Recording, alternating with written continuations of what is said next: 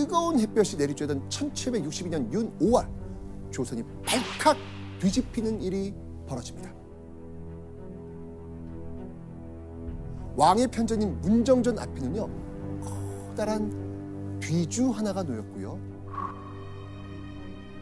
그 속엔 왕인 영조의 명으로 한 인물이 들어가 있었습니다.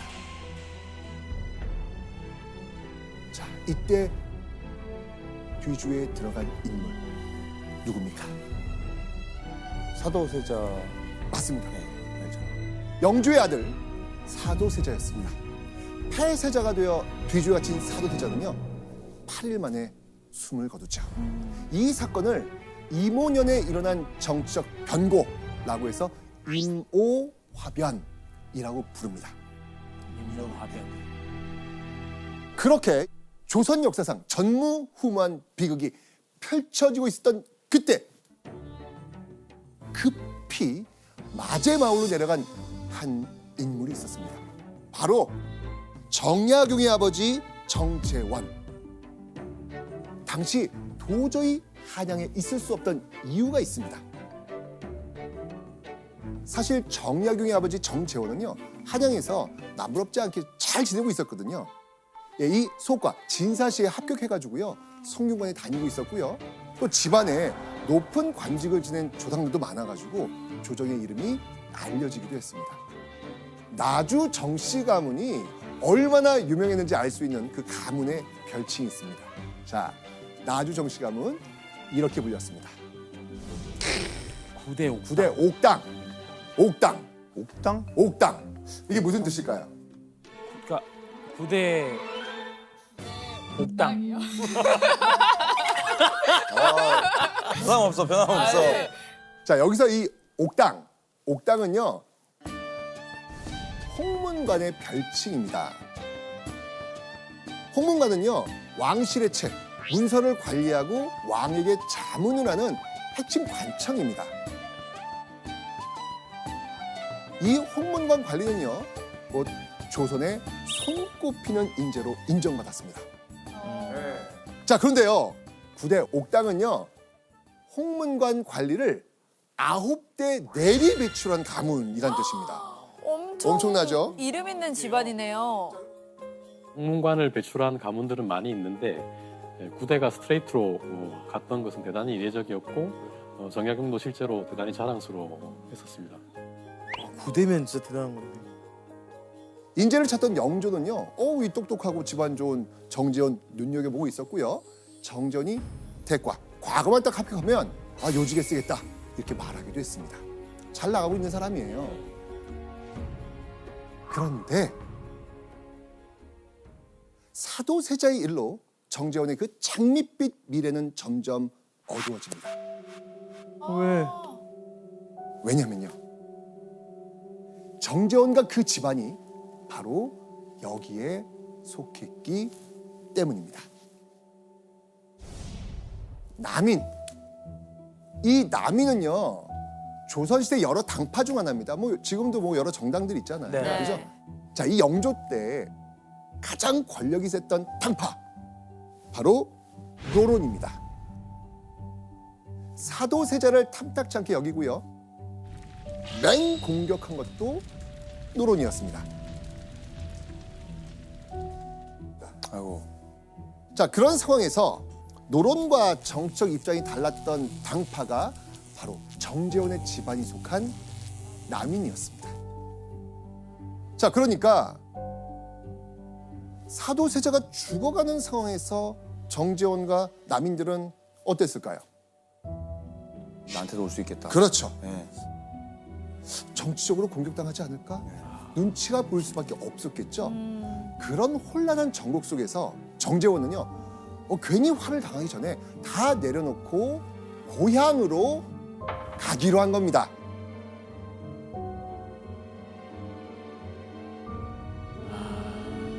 그리고 약 한 달 뒤 누가 태어났다? 정약용. 정약용이 태어났다. 그래서 아명을 뭘로 지어졌다? 귀농. 귀농이라고 지어진 겁니다. 이제 이해가 되시나요? 타이밍에 네. 또. 그렇죠. 퍼즐이 맞춰지시죠? 예. 자, 그렇게 몇 년이 지나고요. 정약용이 4살이 되니까 아버지 정재원은요, 아들을 위해서 이걸 준비합니다. 뭐였을까요? 4살? 아버지가 아들을 위해서 준비한 것, 바로 천자문 책이었습니다. 4살 때? 학문을 시작할 때가 됐으니 내가 직접 선생님이 돼서 가르치자 라고 생각한 거죠. 자, 그렇게 4살 때 천자문을 배우기 시작한 정약용은요, 아버지가 가르치는 내용을요 쑥쑥쑥 흡수하면서요 아주 빠르게 한자를 익혀나갑니다. 문자를 본 이 정약용의 눈이 초롱초롱 빛났거든요. 네, 그냥 4살인데 바로 천자문 보자마자 외우고 맞아. 동네에서 뭐 난리 나고 네. 영재 났다. 맞습니다. 자, 그런 정약용의 재능을 일찌감치 한 아버지 정재원은요, 정말 열과 성의를 다해서 아들 정약용의 좋은 스승이 되어줍니다.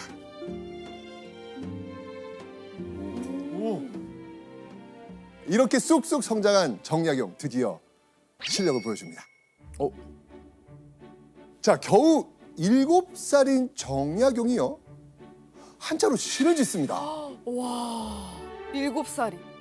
중요한 건 뭐냐면 정약용의 시를 본 아버지가요 너무 깜짝 놀라요. 왜 그래요? 왜? 왜냐면 이게 7살 아이가 썼다고? 정말 믿기지 않는 그런 시였습니다. 어떤 시? 기록 있나요? 기록이 있습니다. 저희도 기록이 있습니다. 저희도 봐야겠어요. 예. 지금 저희 단우가 썼다고 생각하고 한번 볼게요. 좋아요. 좋습니다. 어떤 자, 느낌일지. 예. 자, 작은 산이 큰 산을 가렸으니 멀고 가까움이 다르기 때문이네. 아하. 아버지는 제가 이해를 못 하겠네요. 저도 지금 해석이 안 되죠. 해석이 안 돼서 아버지가 해석을 못 할 것 같은데.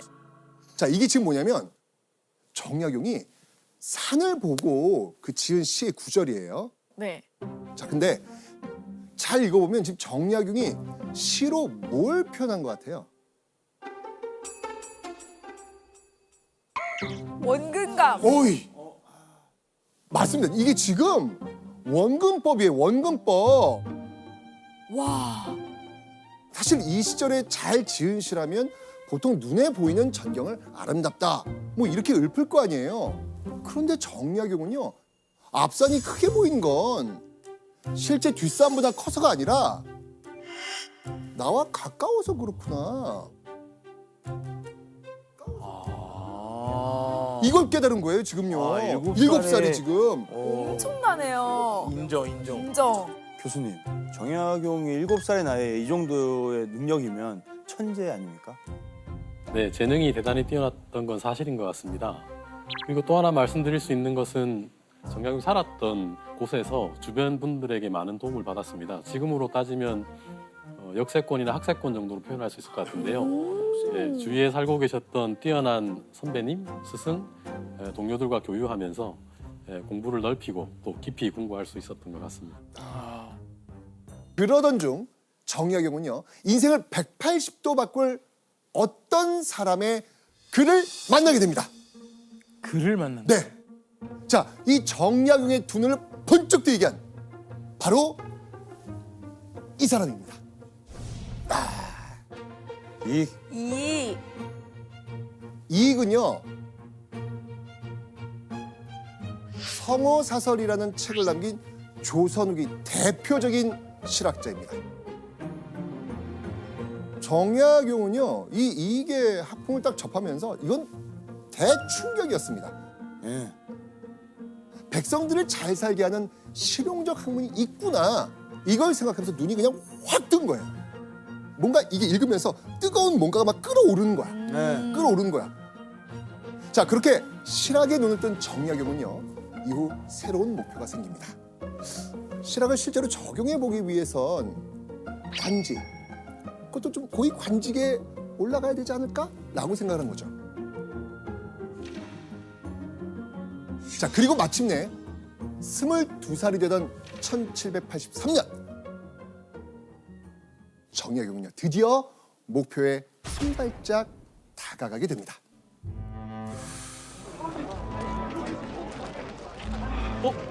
이보게. 그래. 이번엔 누가 됐는가? 저거 안 보이나?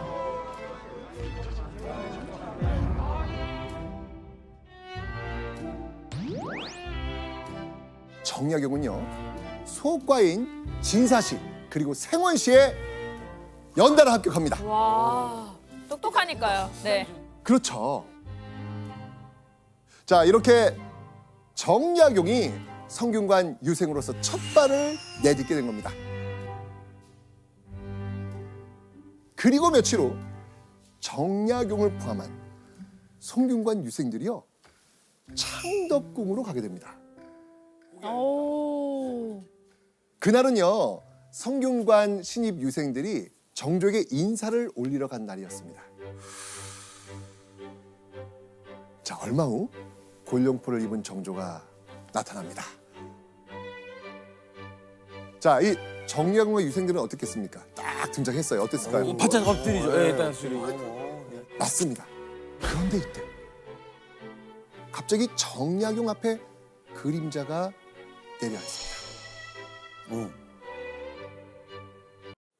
유생들을 살피며 걷던 정조가 정약용 앞에 딱 멈춘 겁니다. 오. 그리고 정조가 정약용에게 질문 하나를 던집니다. 여기서 문제! 자, 정조는요 정약용에게 어떤 질문을 했을까요? 느낌 바로 왔어요. 오, 정답. 어떤 질문? 아버지 뭐 하시노? 아니 여기가 그 느낌이겠지. 아니 아버지 잘 계시냐고. 아버지를 알잖아요. 대단한 분인 거 알잖아요. 우와, 오다. 자, 이 정조와 정약용의 첫 만남입니다. 네. 그때 정조가 던졌던 질문. 아, 뭐가 있을 것 같은데 만나서 바로 볼 수 있는 거. 밥 말고. 그거네. 정답. 어. 내 이름이 뭐냐? 비슷했는데 오다. 정답. 정답. 너의 호가 뭐냐? 아유, 오다. 너의 아명이 뭐야? 오다. 정답. 네 몇 살이고? 정답. 아니. 진짜요? 아니 이름도 안 물어보고 왜 몇 아니에요. 살인지 솔직히 물어봐요? 이름보다 먼저 물어보는 게 나이예요. 아니면 혹시 몇 살이에요? 좀 어려 보였나 보다 주변보다. 그래서 그런가?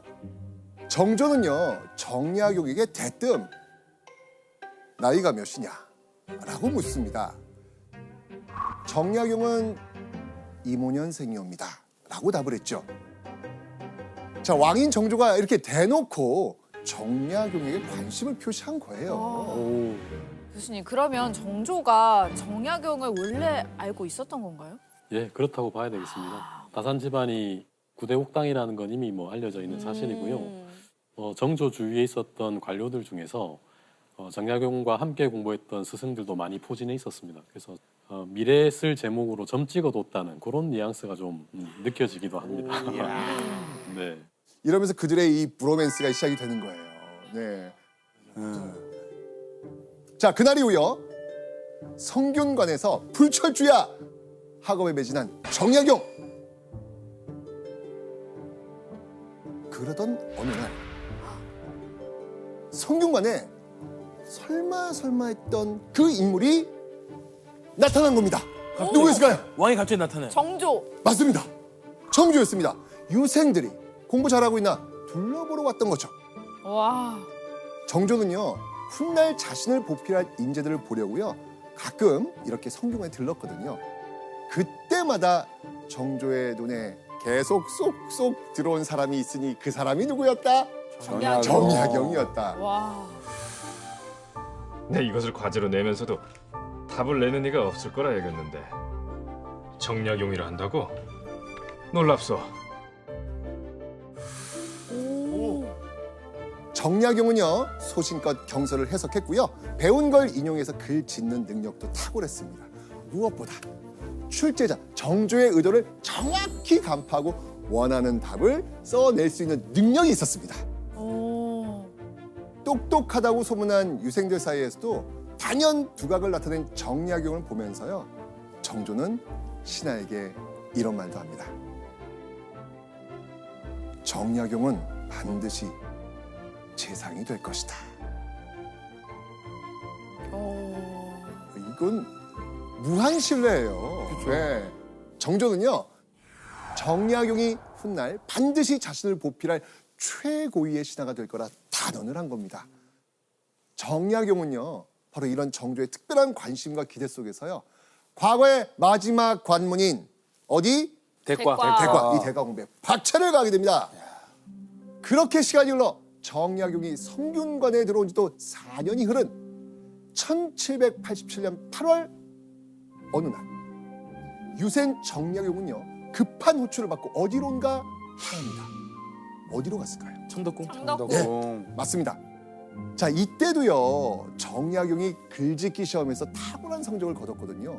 그 사실을 한 정조가 직접 선물을 내리려고 부른 겁니다. 네. 자, 그러면 정조가 선물로 주려던 건 뭐였을까요? 책. 아니에요. 정답! 미안해요. 아닙니다. 예전에 저희가 성균관 공부할 때인가 이렇게 좀 잘하는 사람한테 평소에 잘 먹기 힘든 막 귤인가 오. 예전에 주지 않았어요? 맞아요. 오. 그 얘기하려고 했는데 바로 그냥. 오로지 먹을 것만 아주. 아, 이것도 주는데 정말 그 당시 책이 귀하거든요. 그러니까 너무 이쁜 어떻게 보면 자신의 제자일 수도 있잖아요. 주고 싶었던 거죠. 조정에서 간행한 책을 주려고 정조는 책 이름을 하나하나 말했습니다. 그러니까 이런 거죠. 책을 주고 싶은 거예요. 이 책은 이것이고 이 책은 이것이다. 무엇을 갖고 싶으냐. 뭐 이렇게 얘기를 했을 거 아니에요. 그런데 정약용은요. 정조가 말하는 책마다 그건 저도 가지고 있습니다. 라고 답을 하는 거예요. 와. 자, 여기서 문제. 네. 여기서 문제. 더 이상 선물로 줄 책이 없었던 정조는 정약용에게 무엇을 하사했을까요? 정답. 정답. 아까 말했던 귤. 귤 구하기 힘들어. 오답. 아니에요. 정답. 정답. 떡. 오답. 정답. 수정과. 오답. 이쪽인데. 그러니까 정조가 이걸 좋아해요. 네. 정답. 정답. 네. 담배. 오! 오답. 오? 정조가 담배는 좋아하지만 여기서는 아닙니다. 오답. 정답. 술. 잠깐만. 술. 정답. 술이었어요. 네. 정조는요. 정약용에게요. 술을 하사합니다. 너 책을 주려고 했는데 책은 다 있다 하니 네. 뭐 좋다. 자, 그럼 술 마셔라. 자, 임금이 지금 내린 술이에요. 이거 어떻게 하시겠습니까? 마셔야죠. 일단 받아야죠. 임금이 주신 건데. 자, 그런데 정약용 정조에게 의외의 대답을 합니다. 예상된다. 저는 술을 못합니다. 민망한 상황. 근데 옆에선 뭐 환관이며 비서 기능을 하던 승지며 깜짝 놀랍니다. 이거 의전 장면에서 이건 굉장히 이거 놀라운 장면이잖아요. 그러니까요. 예. 자, 이때 정조 어떻게 했을까요? 역시 공부하려고 술을 안 마시는구나. 진짜요. 칭찬. 정조는요. 깎을 웃으면서 다 마셔라. 오! 진짜요? 네. 화났어. 이 술 좋아하는 정조는요. 술 거절은 봐주지 않았습니다. 와. 자, 그럼 여기서 정약은 어떻게 했을까요? 여기서 빼면 이제 진짜 네. 강제로 마시게 될 수도 있는 거죠. 사이 안 좋아지는 사이 안 거죠. 좋아지죠. 이제 여기서는 피할 수 없죠. 그죠, 마셔야죠. 네, 결국 뻘컥 들이킵니다. 오. 그런데 그 양이 얼마나 많았던지 정약용은 바로 그 한 잔에 취하먹습니다. 이게 술을 원래 못하나 봐. 그죠? 이거 진짜 중요한데. 결국 정약용은요. 4시간의 부축을 받으면서 물러납니다. 자, 그렇게 그대로 집으로 가는 줄 알았던 이 정약용. 그런데요. 정약용은요. 4시간의 안내로 빈 회의실로 들어가게 됩니다. 그리고 잠시 후 승지가 들어와서는요. 소매에서 뭔가 쑥 꺼내서 건넵니다. 그게 뭐였을까요?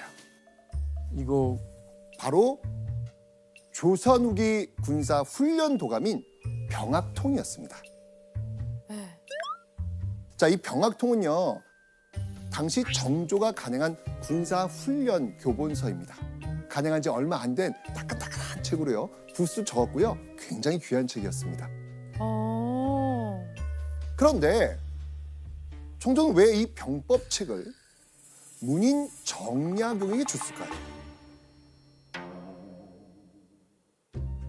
내가 장수의 제주도 겸비하고 있음을 알기 때문에 특별히 이 책을 내려준다. 진짜? 자, 정조는요. 훗날 정약용을 단순한 책상머리 문신으로만 쓰는 것이 아니고요. 병과 방면으로 쓰겠다고 이렇게 넌지시 미리 뜻을 밝힌 거였습니다. 와. 그러니까 너무 예뻐한다. 정약을 너무 좋아하는 거예요. 너무 지금. 예뻐요. 네. 너무 예뻐요. 이렇게도 쓰고 싶고 저렇게도 쓰고 싶고 미리미리 지금 이렇게 하고 있는 거예요. 우와. 네. 자, 그러면 이때 병학통을 선물로 받은 정약용은 어떤 생각을 했을 것 같아요? 약간 당황하면서 약간 이제는 부담을 좀 느낄 수도 있는. 그러니까 정약용은 사실은 이제 문신 쪽이다 보니까 병과는 사실은 상상을 못했었나 봅니다. 그래서 정약용은요, 이 숨어서 경전이나 파야 하나? 잠시 그런 생각을 했다고 합니다. 근데 교수님, 정조가 정약용에게 이런 책을 내린 데는 나름대로 속내가 있는 거잖아요. 네, 정조가 정약용을 독려했던 방법이었던 것 같습니다. 병학통 이외에도 정조는 내각에서 많은 책들을 간행하도록 했는데요. 그 책들이 간행될 때마다 정약용에게 그 책을 전해주면서 자신의 국정 철학과 여러 가지 이념들, 정보들이 담긴 내용들을 습득하게 했습니다. 지금 말로 하자면 일종의 빌드업이라고 할 수 있는데요. 자신과 함께 국정을 운영할 든든하고 유능한 관료로 정약용을 만들어가는 방법이었습니다. 미리 키우는 거네요. 그러네요. 예.